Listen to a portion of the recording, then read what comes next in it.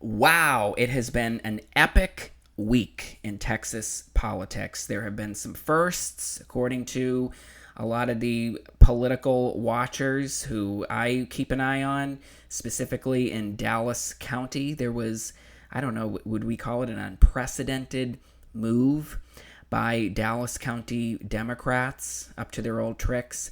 We are going to talk about some of those big races, including Ken Paxton versus John Cornyn. A lot of big races are heading to runoffs here in Texas, including the AG. I think there was kind of a surprise win in that race.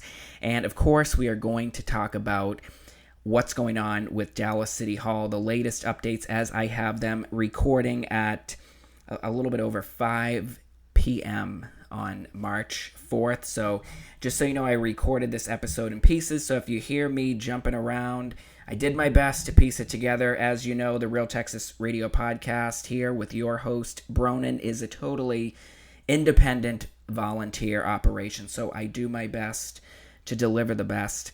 In any case, before we jump in today, 1,000 welcomes, whether you're new or returning. If you don't follow the show on whatever streaming platform that you use, please make sure to like, subscribe, follow, download those episodes. It makes a huge difference for an independent podcaster. And you can also follow me on X at RTR_Bronin, RTR_Bronin, if you want to see a lot of the video that accompanies the audio that I play here on the show.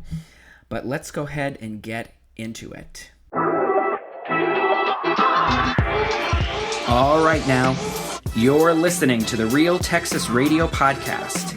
I'm your host, Bronin, just a fed-up taxpayer bringing you all of your Texas, local, and national news.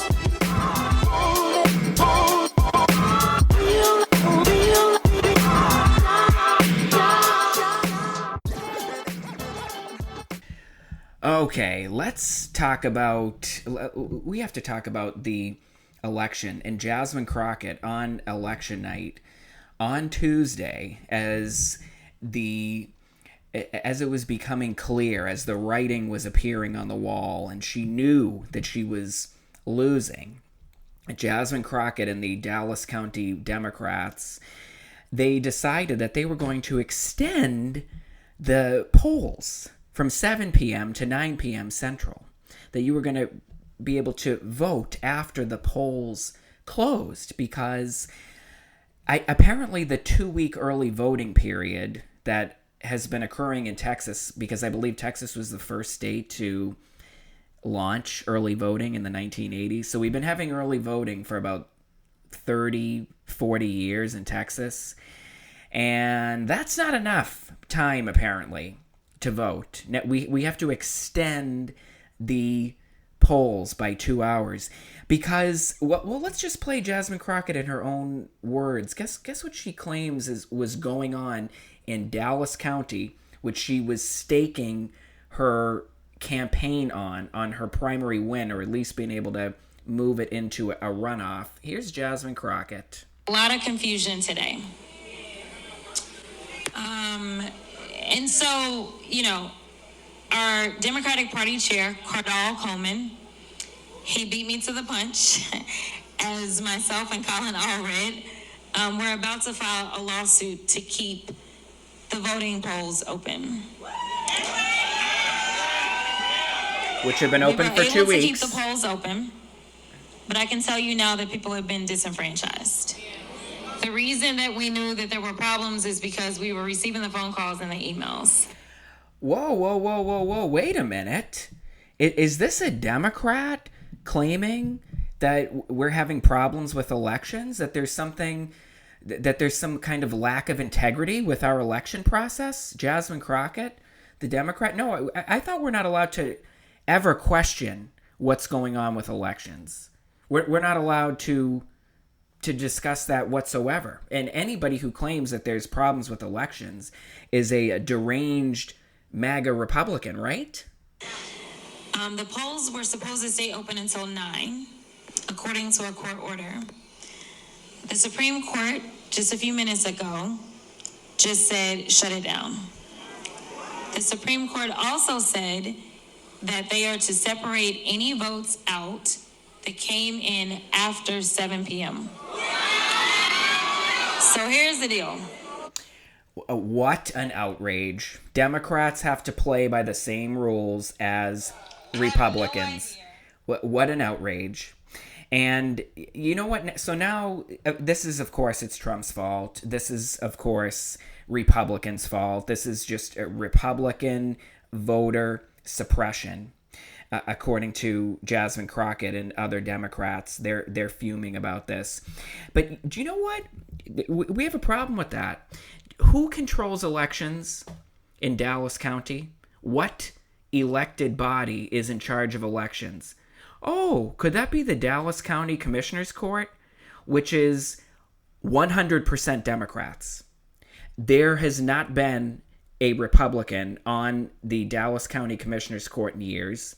And even if there was, he would be outvoted 4-1 every time. So there is zero Republican representation on the Dallas County Commissioners Court, which is the body that it is in charge of running elections in Dallas County.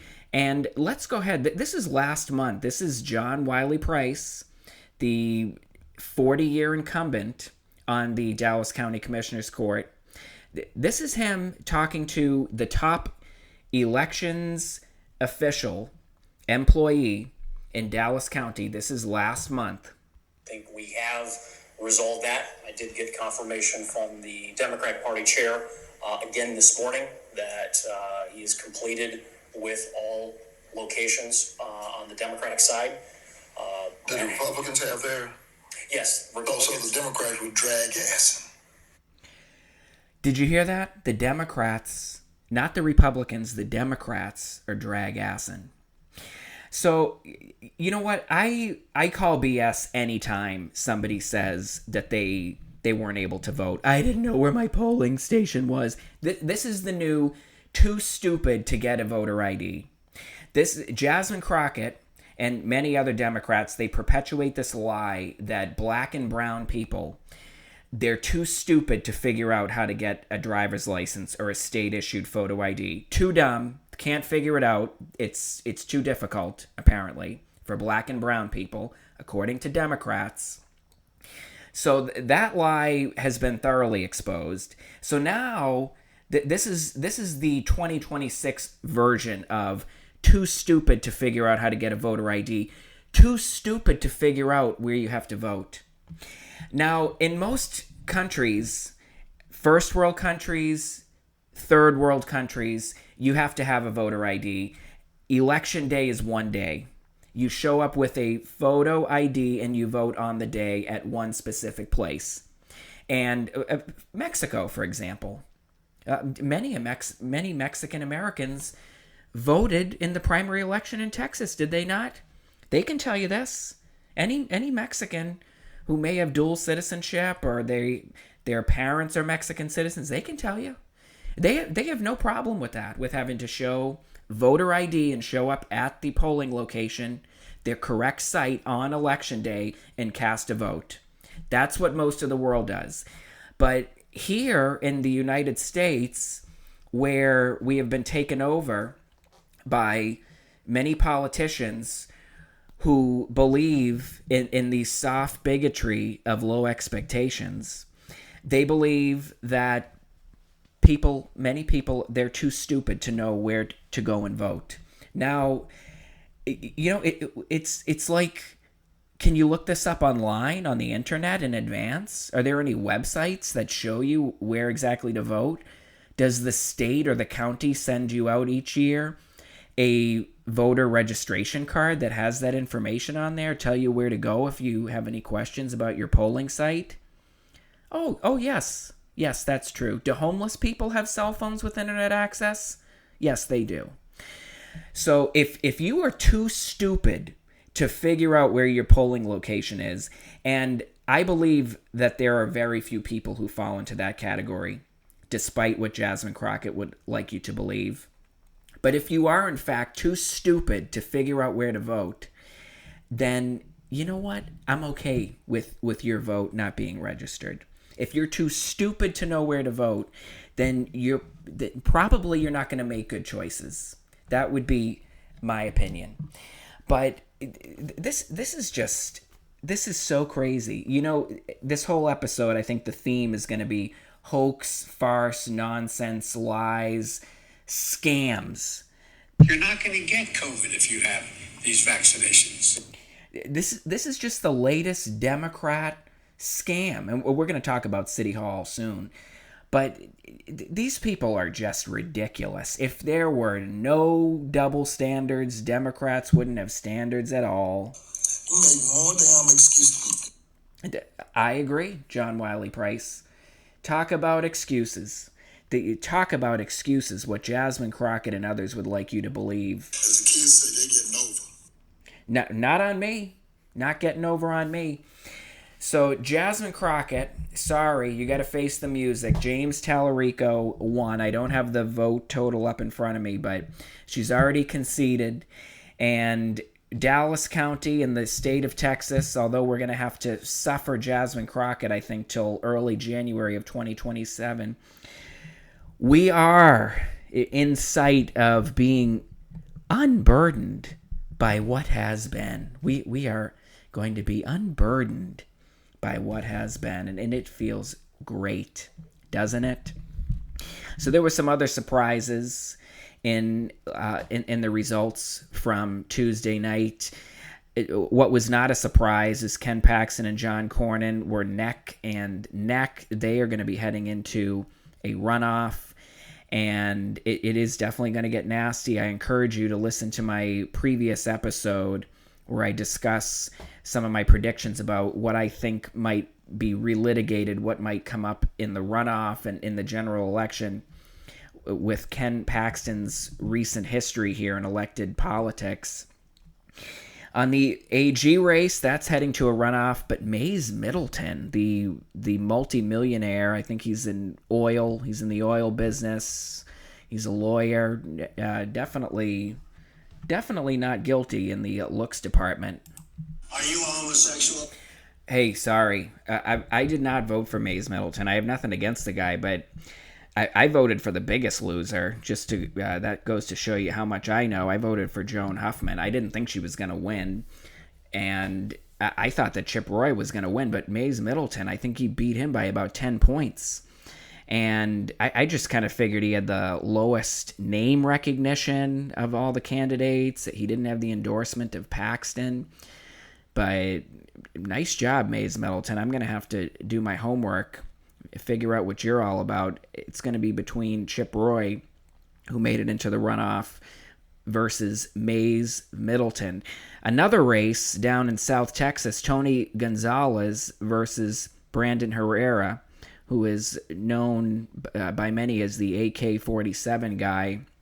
Well, he was able to push Tony Gonzalez, the Trump-backed candidate, whose aide down in Texas, married mother, apparently while intoxicated, set herself on fire after their alleged affair ended last year, and that really blasted onto the national news during this primary, very contentious primary. I'm glad to see it go into a runoff, and Brandon Herrera challenged him in the last cycle. We'll see what happens, but very interesting night, wild night, absolutely wild night. And it looks like Colin Allred pulled out a win over Julie Johnson. I'll be honest, I thought that Julie Johnson might be able to pull off the 50%. I did mention it on the last episode, but apparently that Quintanilla guy, I think he got well over 10% of the vote. And there was a Muslim guy in the race too. I think collectively they got like 20 points, 20% of the vote or so. And so that's sending Julie Johnson and Colin Allred into a runoff. Good. I'm glad to see these Democrats having to spend some money to beat each other up. And Al Green down in Houston, the guy with the cane who's pitched a fit at Donald Trump's last couple of addresses to Congress and the State of the Union, he's headed into a runoff. He's facing a much younger candidate. That was in one of the reconstituted districts down in Houston. He's challenging, well, I guess they're both incumbents, but the incumbent, last name begins with an M, Menifee. He's just filling in for the deceased Sylvester Turner, who was succeeding the deceased Sheila Jackson Lee down in the Houston area. So definitely a wild night in Texas politics. People that have been here a lot longer than I have, native Texans, they were wowed, particularly at the shenanigans going on in Dallas County, courtesy of the Democrats, per usual, up to their old tricks. But I'm glad to see that they really don't have a leg to stand on. As I said, the Dallas County Commissioners Court, they're in charge of elections. And they tried to, if you were watching the Dallas County Commissioners meetings leading up to the primary, they were trying to paint the Republicans as the chaos makers. And I went in, I think on the third day of early voting, went into a probably 85-90% Democrat-dominated polling site where I have been voting in Dallas since I've lived in this part of town. And I've never had a problem ever. I've never had a problem at that polling site. And I had no problem taking a Republican primary ballot and voting. It was very easy. It was very simple. I've lived in 3 states, and I have never had a problem voting. I have never been turned away. I have never had a problem showing ID. I've never showed up and I'm not there on the list. That's never happened. Even though I didn't go to Harvard or Yale or Stanford or Cornell or any of those places. Even though I'm not a lawyer, even though I'm just an ordinary citizen of low means without friends in high places, for some reason I'm able to figure out how to vote on my own. But according to Democrats, there are a lot of people out there in the country, the most advanced civilization in the world, with early voting, which is highly unusual, and they can't figure out how to vote, according to Democrats. And this is the group of people that Democrats, they claim they have to save. They have to save the poor black and brown people who don't know where to find their polling place, even though they're allegedly natives or longtime residents of Dallas. But they have no idea where to go and vote. Okay, I have actually been recording this episode in pieces. You may be able to tell, but there have just been updates coming out at a rapid clip today in Texas politics, and including this Trump tweet, or I guess a truth. This would be from Truth. But this is what he tweeted out, or truthed out, regarding the runoff between Ken Paxton and John Cornyn. The Republican primary race for the United States Senate in the great state of Texas, a state I love and won 3 times in record numbers, the highest vote ever recorded by far. Oh, I should be doing this in a Trump voice. Cannot, for the good of the party, for the country itself, be allowed to go on any longer. It must stop now. We have an easy-to-beat radical left opponent, and we have to totally focus on putting him away quickly and decisively. Both John and Ken ran great races, but not good enough. Now, this one must be perfect. My endorsements within the Republican Party have been virtually insurmountable. It is such an honor to realize and say that almost everyone I endorse wins, and wins by a lot, especially in Texas. I will be making my endorsement soon and will be asking the candidate that I don't endorse to immediately drop out of the race. Is it fair? We must win in November. Thank you for your attention to this matter, President J. Donald Trump.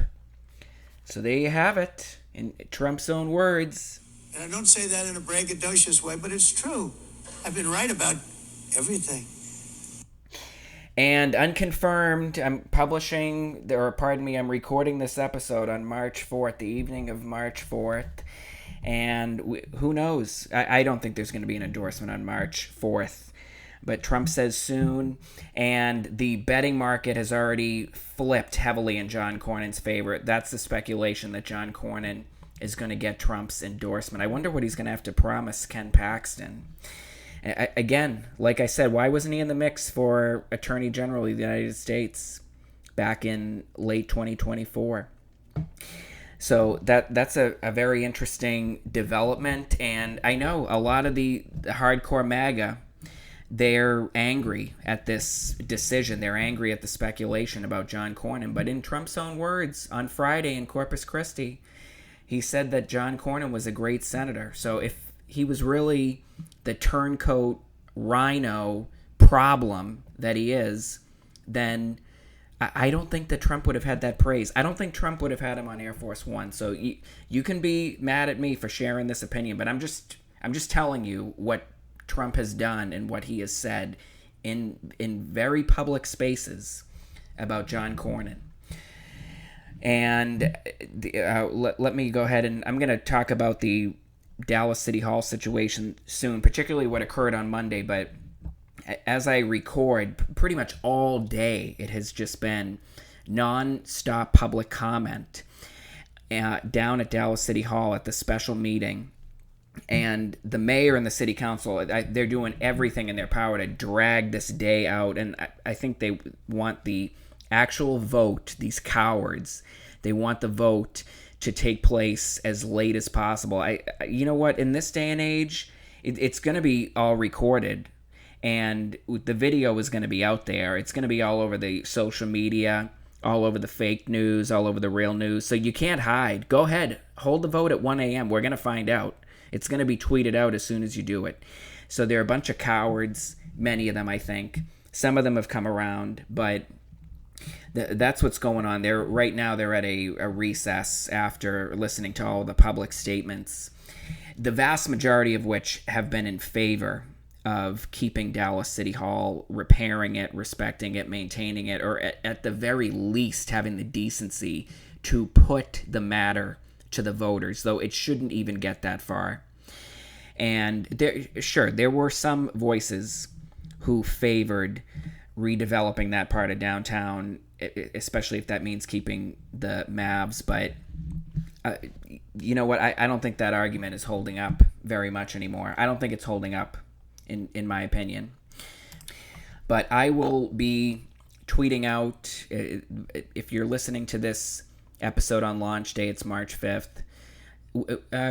Maybe not coincidentally, but the anniversary of the Boston Massacre. In any case, make sure, follow me on X, and I'll be tweeting out. I'll get some video if I can, and I'll be tweeting out the updates. RTR_Bronin, RTR_Bronin. You know what was probably the worst outcome for Dallas County on Tuesday? Amber Givens won for DA. Amber Givens.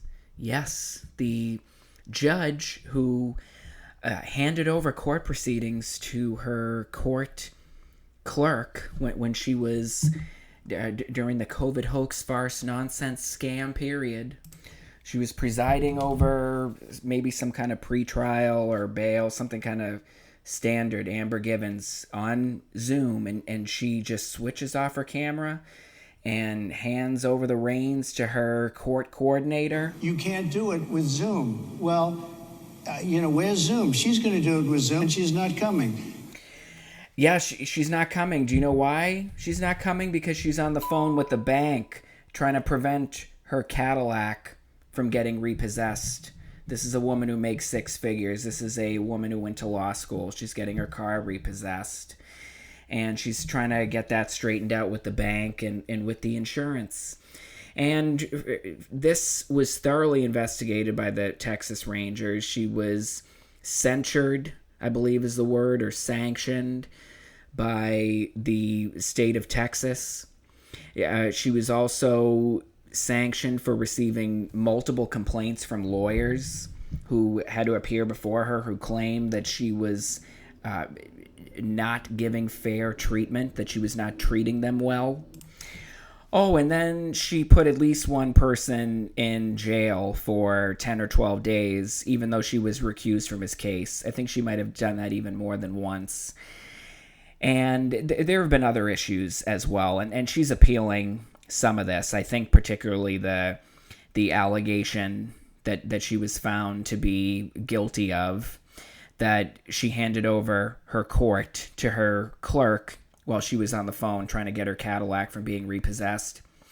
And, we can't forget about the fact that she sued Dallas County, because after all of these shenanigans, the Dallas County Commissioner's Court, all Democrats, I can't say it enough, who were in charge of judicial pay here in Dallas County, they decided they were going to give every judge a bonus or a stipend of $25,000, except for Amber Givens. And that was unfair in Amber Givens' eyes. So she decided to sue Dallas County, which means she decided to sue us, the taxpayers, who she then turned around and asked for their vote as a district attorney. And because the majority of voters on, you know what, let me not be too insulting to the voters, but that's what you voted for. Now, your alternative choice was the incumbent John Cruzette. Bad. But Amber Givens, horrible, much worse. She is completely incompetent of the law. That's not my opinion. That's what the state of Texas called Amber Givens when they handed down their sanction upon her, or their censure, whatever the term is. I don't have it up in front of me. They claim it is the opinion of the state of Texas that Amber Givens, the just elected Dallas County District Attorney, is incompetent of the law. Oh, and why did she sentence somebody to jail for 10 or 12 days who she was recused from his case at least once, maybe multiple times? Oh, it's the software. The software. There's something wrong with it. The software is not up to date. It's not working. That tracks all of the defendants or all the cases. Oh, and who picked the software? Oh, the Democrats, Dallas County Commissioner's Court. Those are the kind of contracts that they vote on. Do you want to hear what the Dallas County Commissioner's Court was discussing on Election Day, March 3rd, just this week? You want to hear some of the vibrant, pertinent discussion funded and supported by your tax dollars and your votes? Here we go. This is what they were talking about. This is COVID Clay, county judge of Dallas, basically running unopposed for a fifth term. Maybe facial hair was off-putting to people. I don't know when. 30 years ago, 40 years ago, I don't know. But I don't think anybody would be upset that someone responds to their need that has a beard, right? I mean, they're talking about men's facial hair. That's what they were talking about on Election Day. The body, the elected body who were in charge of elections, all Democrats, who Jasmine Crockett and other Democrats are claiming botched the Democrat election on Election Day and are claiming that there's voter suppression. They had time to talk about that. You know how smart COVID Clay is? What an intelligent lawyer from Highland Park he is? Here he is. It's time for the public speakers portion of the meeting. And who is up next to speak, COVID Clay? our next speaker is Mr. David Muehlhostler. Mr. David Muehlhostler. Mule Hustler.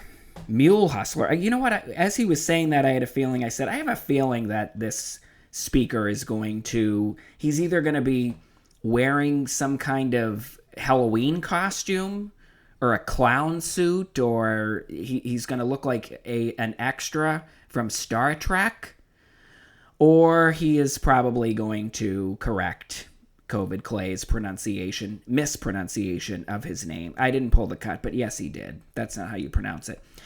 Highland Park rich lawyer with a law firm that advertises on billboards.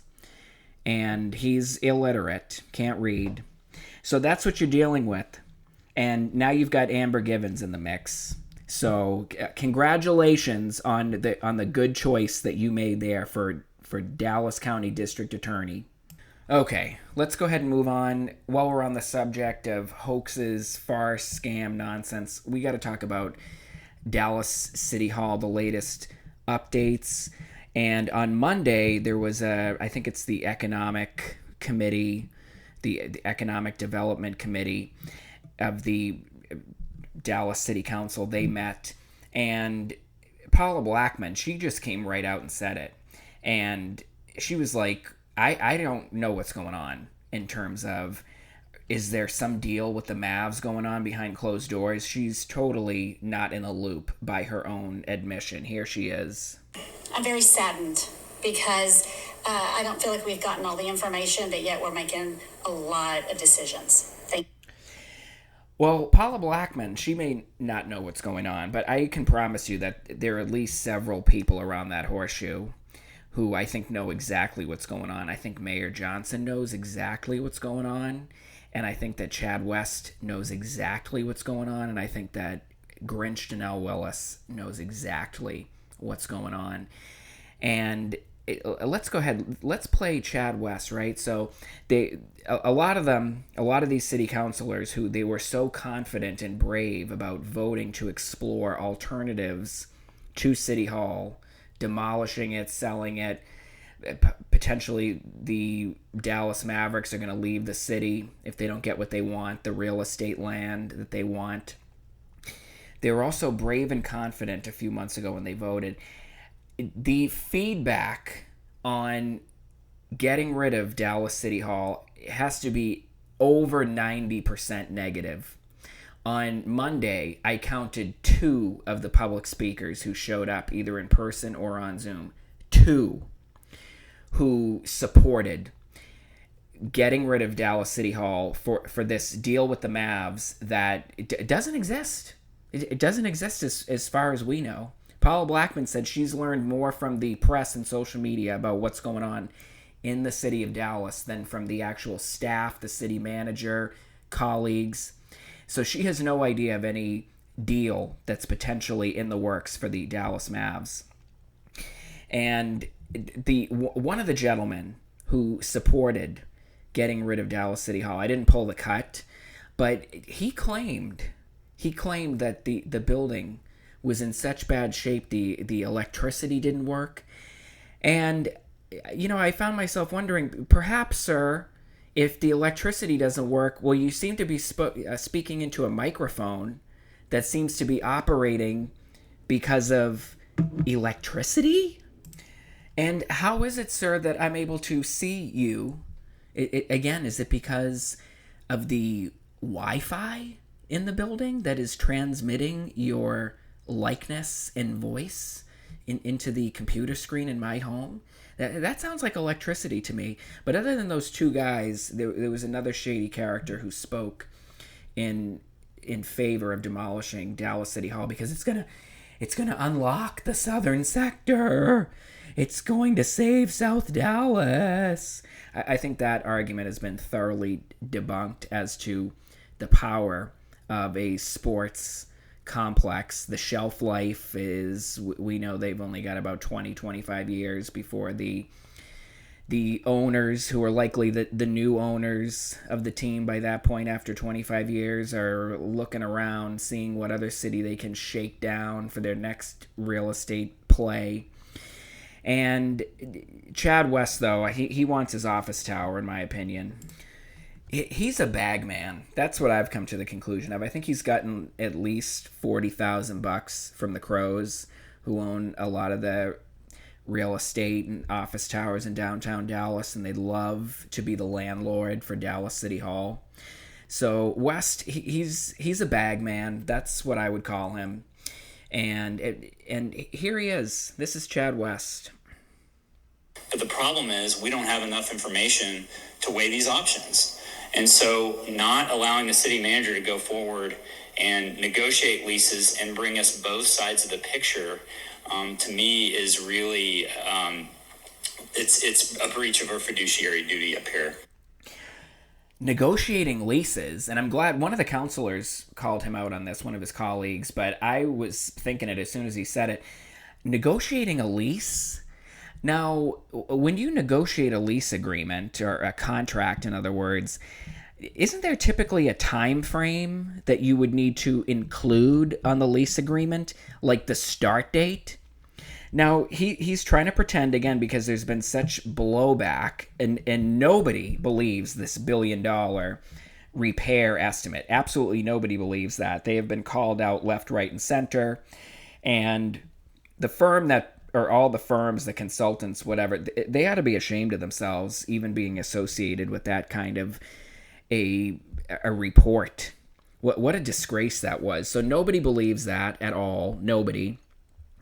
And they've gotten such blowback, the whole council. So now Chad West, the bag man, who's I think a key orchestrator of this whole scheme, in my observation, he's trying to pretend that he is the voice of sensibility and reason, and we're just exploring options. We're just looking at things. We're just looking around. Well, don't you need to have a master plan for downtown, for the whole area, before you go abandoning City Hall, the anchor building of the area, before you go dumping that? Don't you want to have a plan in place first, a vision? Nobody's pitched that. Where is Mayor Johnson? He has not pitched a vision for what that area of Dallas should look like, but he wants to just rush out of the building. But I'm all over the place here. I was talking about the lease agreement.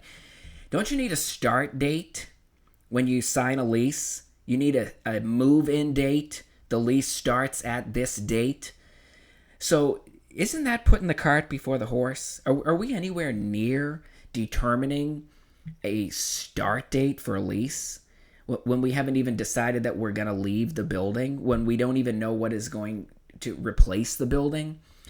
When this is just so insane. And everybody, or 95% of people who've made their voice publicly known, which, okay, potentially that's not totally representative of Dallas, but there are very few people who are excited about this plan. When the Mavs have come out and said, we don't have a plan, we would love the city to engage us, but we haven't been there yet. I believe that's the Mavs' position on this. So it's so frustrating as a taxpayer, as a resident, watching these lies. And you should have heard the speech that Chad West made. I'm trying to get $5 million to save my pool in my district. I care so much about being financially responsible in my district. Maybe to your donors, you care about being financially responsible to them because you're the bag man. You're their investment. And they want to make sure they're getting a good return on their investment. And you've got the Grinch to go along with you, Grinch Janelle Willis. Oh, because she's probably their second favorite city councilor. You're number one. I think they're looking to you to be the next mayor. You don't ensnare yourself in that much controversy. You seem to be able to get along with most of your colleagues. So they figure that you're the guy that can whip the votes. You can get most of the others to go along, to get along with your plan, I guess. Okay, this is a good place to wrap things up. Thank you for your undivided attention. Thank you for tuning in to the Real Texas Radio Podcast. Once again, I ask you, please like, subscribe, follow, download those episodes. I'm streaming on all major platforms. Find me on X, connect with me on X at RTR_Bronin, RTR_Bronin, and I will catch you on the next episode of the Real Texas Radio Podcast.